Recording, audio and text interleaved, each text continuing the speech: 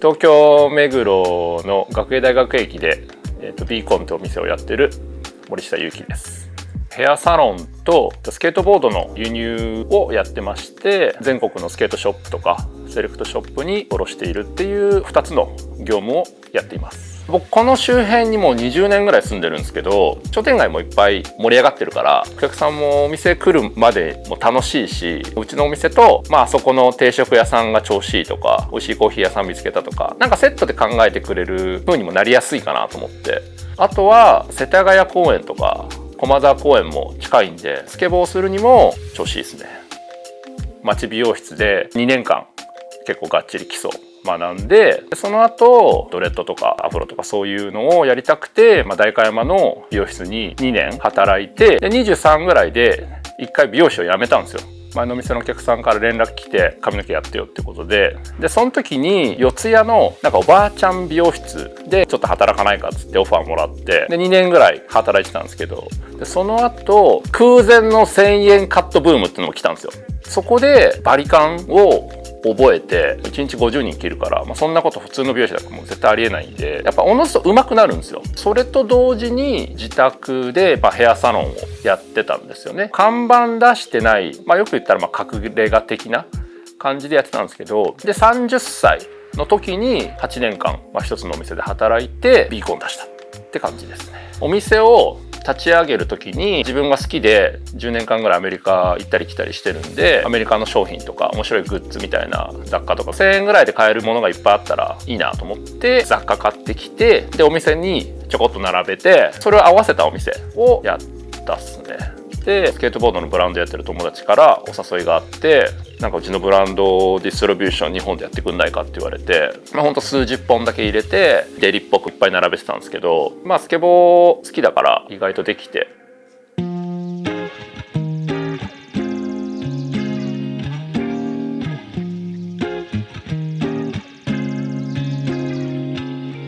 ここのフロアはヘアサロンスペースで、もう窓ばっかなんですけど、日が相当入るんで、電気つけなくても仕事できるぐらい明るいんで、もう作業するにはもう最高っすね。髪の毛ほんと一本一本まで綺麗に見えるんで。床はちょっと柔らかめの木を使ってて、スケボーで足痛くなったりもするんで木使ったりとかしてますね。これ普通だったら多分もう1個ぐらい席全然置いてもいけるぐらい広さあるんですけど、空間広く使いたかったんで、全然隣もぶつからないし、お客さん同士もなんか気にならないし、おのずといい仕事ができるんで、お客さんの満足度も上がるんじゃないかなと思って撮ってますね、この辺は。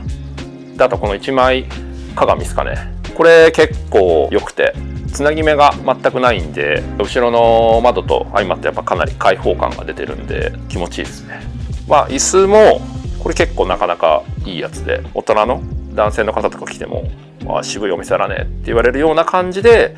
結構内装は意識して作りましたね。日本はカッティングシートを使用することがもう主流なんですけど、アメリカはこういうサインペイントがもうほんと主流で、アメリカ行ってる時にもこれめちゃめちゃかっこいいなと思って、でお店出すならもう絶対サインペイントにしようと思って僕サインにお願いしたっすね。で彼もスケーターっすね。外から見るとこれ金箔なんですよ。これ2-5-18って高版2-5-18って、うちのお店の番地なんですけど、これ結構アメリカはこの番地をお店のサインにするっていうの結構多くて、これめっちゃ好きっすね。かっこいいっすね。これもウォークサインさんが作ってくれたんですけど、日本語が喋れなくても英語喋れますんで、髪切りに来ても問題ないですよってこと書いてあるんですけど、結構来るっすね、海外の方これ見て。 DOA ってニューヨークのカンパニーのボードなんですけど、これは僕がディストリビューションをやり始めたきっかけのブランドなんで、ちょっと特別なブランドですね。これフォールバックハードウェアっていうスケボーのビスなんですけど、 FTC サンフランシスコのスタッフがやってるブランドで、この辺がカナルウィールっていうスケボーのウィールなんですけど、デザインが結構おしゃれで、ウィールのスペックもめちゃめちゃ調子いいですね。これスケートボードのVHS で、これDVD なんですけど、これは個人的な趣味ですけど歴史っすね。これとかも97年のやつなんで、若い子とか見るとすごいやべえとか言ってみんな見てますね。でこれが結構やばくて VX1000っていうソニーのビデオカメラなんですけど、ラカルーって人が作ったアートなんですけど、ニューヨークの彼の家行った時にあげるよっつってもらって帰ってきました彼はこの ICS って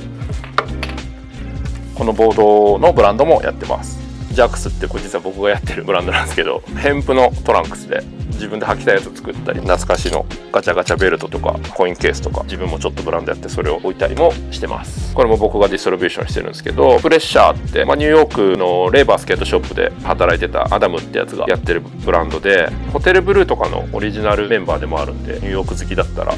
知る人ぞ知る人がやってるブランドですね。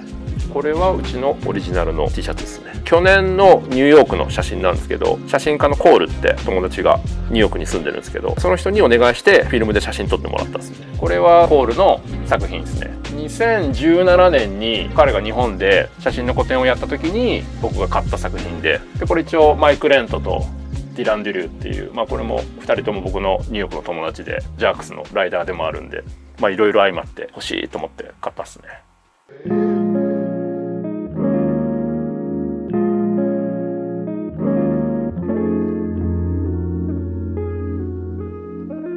美容室とスケートボードのディストリビューションやってるってなかなかないと思うんですけど、僕の場合は美容師としてやっぱ23年やって、でスケートボードがそれ以上長くやってるんですけど、僕もそれしかやってないから、だから今更それを変えるっていうほど簡単なものじゃないから生涯仕事にしようってなったんで、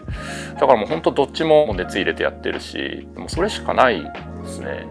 ディストリビューションって責任重大な仕事で、僕が輸入してきたものを下ろすっていうのは日本のスケートシーンに少なからず影響が出る行為なんで、何を日本に下ろして紹介すれば日本のシーンも面白く盛り上がっていくとか、僕がやることによって少しでも日本のシーンとか、世界のスケートシーンに貢献できるようなことをやっていきたいですね。